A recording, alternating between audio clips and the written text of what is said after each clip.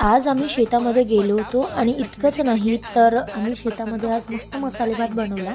तर त्याची रेसिपी आपण बघूयात आत्ता एकदम इन शॉर्टमध्ये। सगळ्यात पहिले गंजाला माती लावून घ्यायची, जेणेकरून तो जळल्यानंतर किंवा तो चुलीवरून काढल्यानंतर पटकन घासते।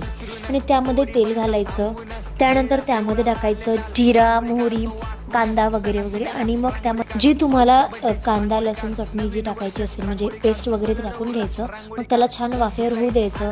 त्यानंतर त्यामध्ये तुम्हाला धनिया पावडर, हळद, मीठ, तिखट जे टाकायचं ते टाकू शकता।